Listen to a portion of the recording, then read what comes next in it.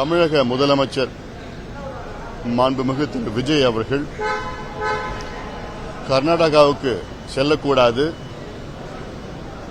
அங்கே சென்று மேகதாது அணை பற்றி பேசக்கூடாது, மாறாக தமிழ்நாட்டில் அனைத்து கட்சி கூட்டத்தை கூட்டி அனைத்து சட்டமன்ற நாடாளுமன்ற உறுப்பினர்களை டெல்லிக்கு அழைத்து சென்று பிரதமரை சந்தித்து வலியுறுத்தி அழுத்தம் கொடுத்து அவர்கள் டிபிஆருக்கு ஒப்புதல் அளித்ததை திரும்ப பெற வேண்டும் என்று அந்த வகையில் அழுத்தம் கொடுக்க வேண்டும் என்று சொல்லி வந்தோம். அதே வேளையில் இன்று கர்நாடகா முதலமைச்சர் திரு சிவகுமார் அவர்கள் இப்பொழுது சூழல் சரியில்லை, இப்பொழுது முதலமைச்சர் விஜய் அவர்கள் அங்கே வர வேண்டாம் என்று ஒரு கோரிக்கை வைத்திருக்கின்றார். கர்நாடக அரசு அவர்களுடைய கர்நாடகாவில் உள்ள அணைகளில் இன்று கொள்ளளவு 68 டிஎம்சி 4 அணைகளில் கடந்த 20 நாட்களில் 2 முறை மத்தியில் Kaveri water management board Karnataka அரசு உடனடியாக தண்ணீரை திறந்துவிட வேண்டும் என்று சொன்னார்கள். இந்த 20 நாட்களில் 2 முறை சொல்லியும் எங்களிடம் தண்ணீர் இல்லை என்று பொய்யை சொல்லி காவிரி நடுவர் மன்றம் இறுதி தீர்ப்பு, உச்சநீதிமன்றம் இறுதி தீர்ப்பு, அதற்கேற்ப அந்த டைம் டேபிள் படி ஜூன் மாதம் தமிழகத்திற்கு 9.1 டிஎம்சி கொடுத்திருக்கணும். ஆனால் கிடைச்சது 2.1 டிஎம்சி. ஜூலை மாதம் 32 டிஎம்சி தண்ணீரை கர்நாடகா கொடுத்திருக்கணும் காவிரி மூலமாக, நமக்கு கிடைச்சது 0.4 டிஎம்சி. மத்திய அரசும் சொல்லி, மத்திய நீர்வளத்துறை அமைச்சகத்தையும் சொல்லி, உச்சநீதிமன்றம் தீர்ப்பு இருக்கு, ஆனால் எதையும் கர்நாடக அரசு மதிக்கவில்லை. இப்படி மதிக்காத கர்நாடக அரசிடம் போய் பேசுவது பிரயோஜனப்படாது. இங்கே காவிரியில தண்ணி வரல, மேட்டூர் அணை ஜூன் 12 திறந்திருக்கணும், இன்னைக்கு வரைக்கும் திறக்கல. நாளைக்கு ஆகஸ்ட் 1, குறுவை சாகுபடி போயிடுச்சு, முடிஞ்சு போயிடுச்சு. அடுத்து சம்பாவுக்கு தண்ணி இருக்குமான்னு தெரியல. மேட்டூர் அணையில சுத்தமா தண்ணி கிடையாது. ஆனா கர்நாடக அணையில் 67 டிஎம்சி இருக்கு. ஒரு நல்லிணக்கத்திற்காக ஒரு 10 டிஎம்சி நாங்க திறந்து விடுறோம் அப்படின்னு சொன்னா அதுவும் இல்லை. அப்போ எதைத்தான் நம்புவாங்க, எதைத்தான் மதிப்பாங்க கர்நாடகாவில்? இந்த சூழலில் பேச்சுவார்த்தை என்ன போய் பேச போறாங்க? மேகதாது அணையை வேண்டாம்னு சொல்லிடாச்சு. அது சம்பந்தமா என்ன பேசுவதுக்கு என்ன இருக்குன்னு தெரியல எங்களுக்கு. அடுத்தது, நேத்து மாநிலங்களவையில் என்னுடைய கேள்விக்கு பதில் அளித்த மத்திய சுற்றுச்சூழல் அமைச்சகம், வனத்துறை சுற்றுச்சூழல் அமைச்சகத்தில் நான் கேள்வி கேட்டிருந்தேன். மத்திய அரசு என்வைரன்மெண்டல் கிளியரன்ஸ் கொடுத்திருக்கிறாங்களான்னு கேள்வி கேட்டிருந்தேன். அதுக்கு பதில் என்னன்னா, 2019 அங்க ஒரு ப்ரொபோசல் கொடுத்திருக்காங்க கர்நாடக அரசு. ஆனால் அந்த ப்ரொபோசல்ல இரு மாநிலங்கள் பிரச்சனைனால அதை நாங்கள் திருப்பி அனுப்பிச்சிட்டோம். அது இல்லாம டிபிஆர் வரல, புதிய டிபிஆர் வரல, எல்லாம் இந்த காரணத்தால நாங்க இது என்வைரன்மெண்ட் கிளியரன்ஸ் கொடுக்கல அப்படின்னு சொல்லியிருக்கிறாங்க. அது மட்டும் இல்ல, நேற்றைய முன்தினம் இன்னொரு கேள்விக்கு பதில் என்னன்னா, இப்போ அந்த டிபிஆர் திருப்பி அனுப்பிச்சிருக்கிறாங்கன்னு செய்தி வந்திருக்கு. அதனால இப்போ நமக்கு சட்ட ரீதியில நமக்கு கொஞ்சம் கொஞ்சமா சாதகமா வந்துட்டு இருக்கு. இப்ப என்ன செய்யணும் தமிழக அரசுனா, கர்நாடகா அணையில தண்ணி இருக்கு, மத்திய அரசு வலியுறுத்தி இருக்கு, மத்திய நீர்வளத்துறை அமைச்சகம் அழுத்தம் கொடுத்து திறந்து விடணும்னு சொல்லியிருக்காங்க. 3500 கன அடி திறந்து விடணும்னு சொல்லியிருக்காங்க. ஆனால் எதையும் மதிக்காத கர்நாடக அரசு, நம்ம தமிழக அரசு நேரடியாக உச்சநீதிமன்றம் போனோம். உச்சநீதிமன்றம் சென்று கர்நாடகாவை தண்ணீரை திறக்க வைக்க வேண்டும். தண்ணி இல்லைன்னா கூட பரவாயில்ல, தண்ணி வச்சிருக்கிறாங்க. கபினி அணையில கிட்டத்தட்ட 93 விழுக்காடு தண்ணி வச்சிருக்கிறாங்க. ஹேமாவதியில் கிட்டத்தட்ட 90 விழுக்காடு இருக்கு. ஆக 67 டிஎம்சி வச்சிருக்கிறாங்க, 68 டிஎம்சி வச்சிருக்கிறாங்க. அதுல ஒரு 10 டிஎம்சி கூட கொடுக்க முடியாதா? தென்மேற்கு வந்திருக்கு, இன்னும் கொஞ்சம் நல்ல மழை வரப்போகுது. ஆனாலும் அப்போ மழை வரப்போகுதுன்னு அப்படி திட்டமிட்டும் ஆனாலும் கொடுக்க மாட்டாங்க. மத்தியில் என்ன சொல்லியிருக்காங்கன்னா வர தண்ணி கர்நாடகா அணையில வர தண்ணியில 1/6 தான் திறந்து விட சொல்றாங்க. 1/6 தான் திறந்து விட சொல்றாங்க. அதுக்கே எங்களால் முடியாதுன்னு சொல்லிட்டு இருக்காங்க. வேண்டுமென்றே அங்க ஒரு பதட்டமான சூழலை உருவாக்க திட்டமிட்டு இருக்கிறாங்க. இதெல்லாம் நல்லதுக்கு இல்லை. இந்தியாவில் இருக்கிற ஒரு மாநிலம் இந்தியாவின் இறையாண்மையை எதிர்த்து கர்நாடக அரசு செயல்பட்டு கொண்டு இருப்பதாக ஒரு சூழல் வந்திருக்கு. நாளைக்கு நமக்கும் அவங்களுக்கும் பிரச்சனை, நமக்கும் அவங்களும் சட்டம் ஒழுங்கு, அங்க இருக்கிற தமிழர்களுக்கு பிரச்சனை, இப்படி எல்லாம் தூண்டி விட்டு பிரச்சனையை உருவாக்குவது அது திட்டமிட்டு பண்ணிட்டு இருக்கிறாங்க. ஒருபொழுதும் மேகதாது வரப்போறது கிடையாது, வர விட போறது கிடையாது. அதுக்கு சட்ட போராட்டம் தான் பண்ணணும். அரசியல் போராட்டம்னா நம்ம மத்தியில் போய் பார்த்து ஒன்று ஒன்றா எக்ஸ்பிளைன் பண்ணி நம்ம பண்ணணும். அதில் அதனால இந்த வகையில் தமிழக அரசுடைய அணுகுமுறை இருக்க வேண்டும்.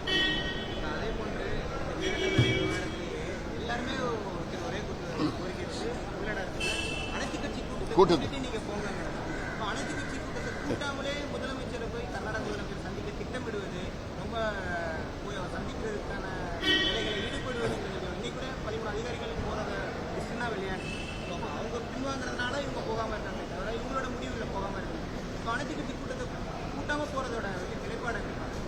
அதாவது இப்போ காவிரி என்பது ஏதோ ஒரு டிவிகே பிரச்சனை கிடையாது, ஆளுங்கட்சி பிரச்சனை கிடையாது.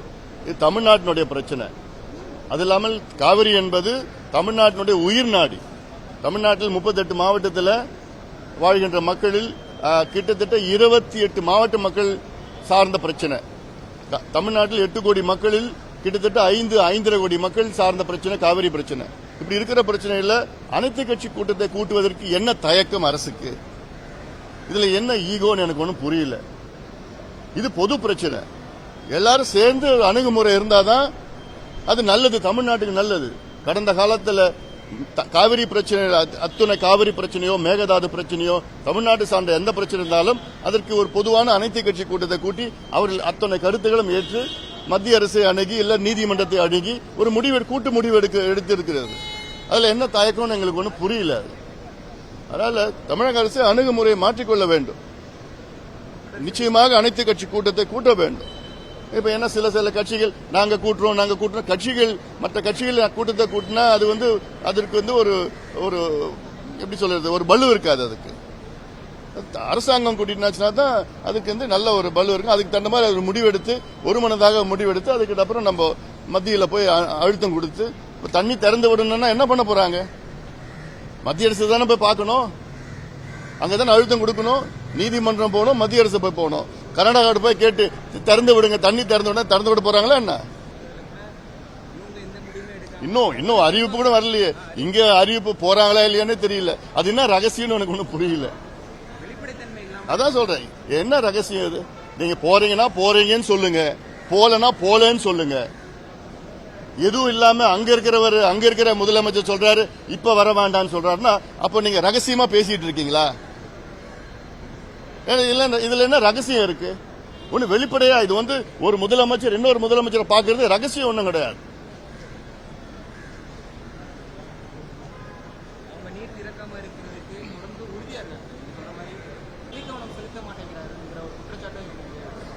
இல்ல இப்போ மேகதாது சம்பந்தமா சட்டமன்றத்தில் ஒரு தீர்மானம் நிறைவேற்றினா போதுமா என்ன?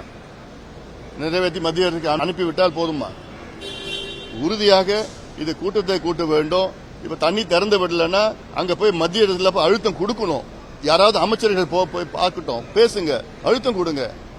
இதுதான் செய்யணும். இல்ல உச்சநீதிமன்றம் போங்க. இந்த டைம் டேபிள் படி அவங்க கடைபிடிக்கல, தண்ணி வச்சிருக்கிறாங்க, திறந்து விட மாட்டாங்க. அட்லீஸ்ட் ஒரு நெகட்டிவ் ரிமார்க்னா வரட்டும். ஏன்னா பிற்காலத்தில் அது பயனுள்ளதா இருக்கும். அதுல ஏன்னா அவங்க கர்நாடகாவில் ரொம்ப பிடிவாதமா இருக்கிறாங்க, திறந்து விட முடியாதுன்னு சொல்லிட்டு இருக்காங்க. இப்ப சமீபத்தில் கூட பாத்தீங்கன்னா கர்நாடகாவில் நீர்வளத்துறை அமைச்சர் நேற்று கூட சொல்லியிருக்கிறார், எங்க கிட்ட தண்ணி இல்ல. தண்ணி இருக்கு, 68 டிஎம்சி தண்ணி இருக்கு.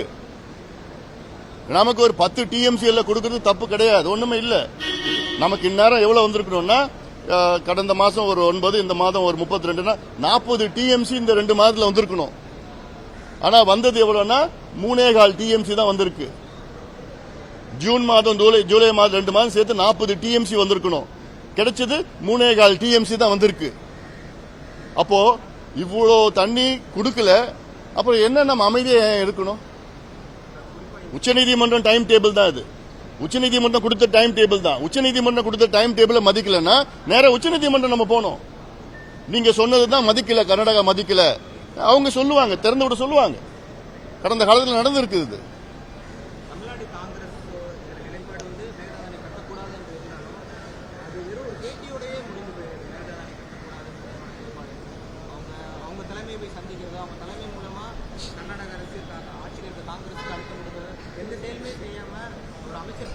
ஏங்க அவங்கள பத்தி பேசி நேரத்தை வீணாக்காதீங்க. எவ்வளவு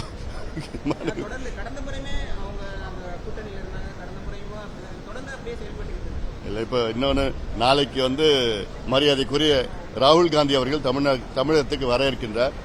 நீங்க ஊடக நண்பர்கள், நீங்க கேள்வி கேளுங்க. அவரை இந்த கேள்வி நீங்க கேளுங்க. நீங்க ஒரே ஒரு கேள்வி கேளுங்க. நீங்க அந்தமான் தீவுல இருக்கிற கிரேட் நிக்கோபார் திட்டத்தை நீங்க எதிர்க்கிறீங்க. காடுகளை அழிக்கின்ற திட்டம் அது என்று, அதற்காக நீங்க அதை எதிர்க்கிறீங்க. அதே போன்று மேகதாது திட்டமும் காட்டு அழிச்சு அணை கட்ட திட்டம் தான். அதுவும் 12,500 ஏக்கர் காட்டை அழிச்சு அணையை கட்டணுமா, அது நீங்கள் ஒப்புதல் அளிப்பீங்களான்னு இந்த ஒரே ஒரு கேள்வி மரியாதைக்குரிய ராகுல் காந்தியிடம் நீங்க கேளுங்க. ஊடக நண்பர்கள் கேளுங்க. கேட்பீங்களா? அவசியம் கேளுங்க. அந்தமான்ல காட்டு அழிக்க கூடாதுன்னு சொல்றார், அதை நாங்க ஏத்துக்கிறோம். அதே போன்று இங்க மேகதாது பகுதியில் 12,500 ஏக்கர் காட்டு அழிக்க கூடாதுன்னு ராகுல் காந்தி அவர்கள் சொல்லுவாரா? சொல்லணும். இந்த கேள்வி இதை கேட்டு விட்டா உடனே என்னென்னமோ பேசிட்டு இருக்கிறாங்க.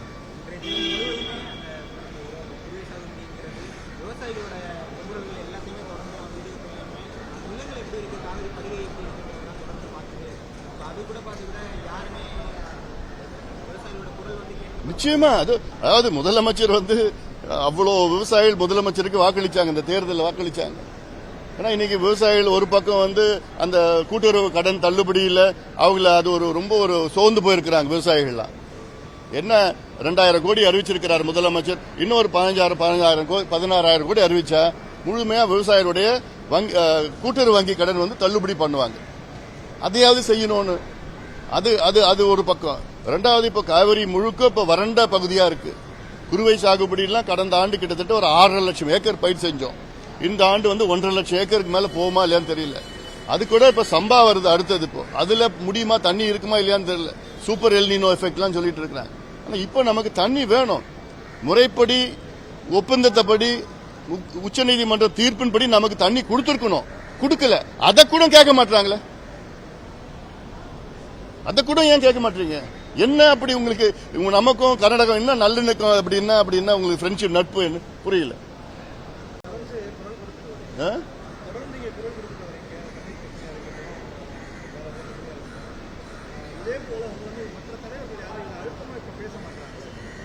அது நீங்க அவங்க கிட்ட போய் கேட்கணும்.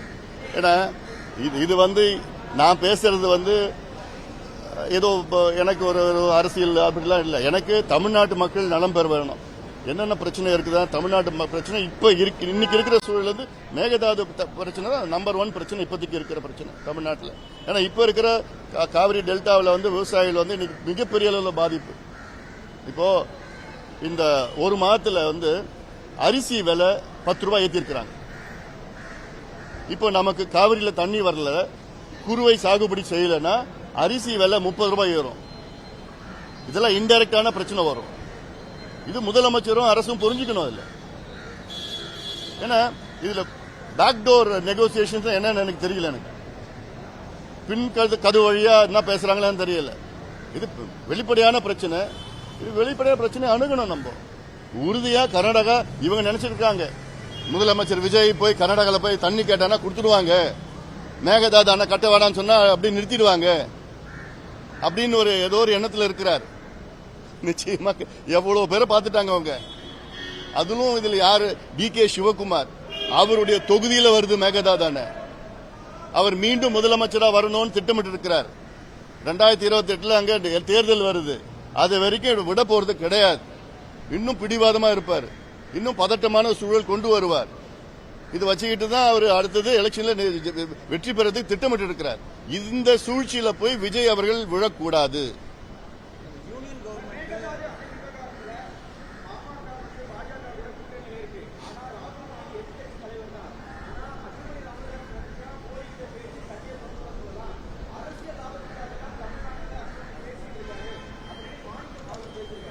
நான் பல முறை சொல்லியாச்சு, பேசியாச்சு. நான் கேட்கறது என்னன்னா, எல்லாம் கூட்டா நம்ம போய் மோடி அவர்களை பார்க்கலாம், பிரதமர் அவர்களை பார்க்கலாம், எல்லாம் வாங்கன்னு தான் சொல்லிட்டு இருக்கிறேன். அது முதலமைச்சர் தலைமையில போய் பார்த்தா இன்னும் அழுத்தம் கொடுக்கும்.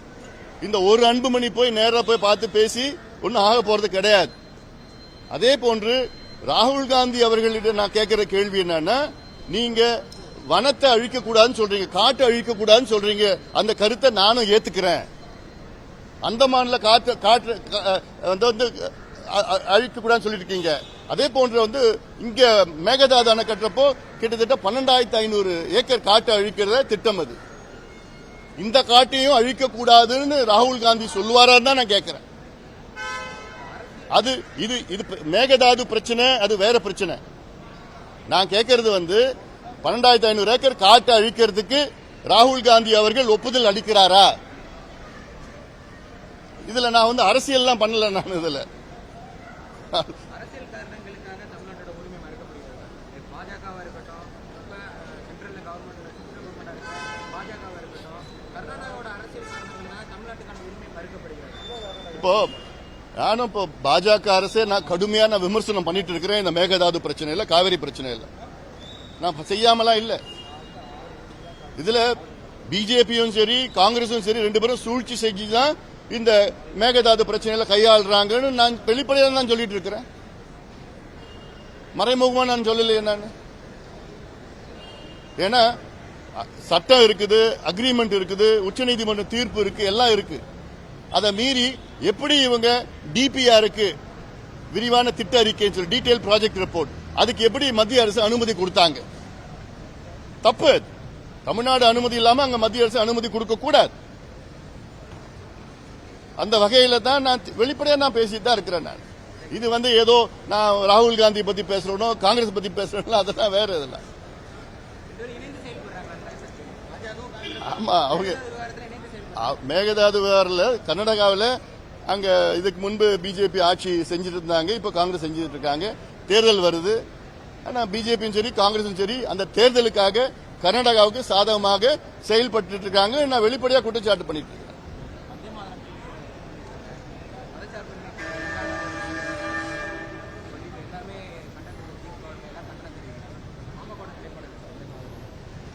எதையுமே திணிக்க கூடாது.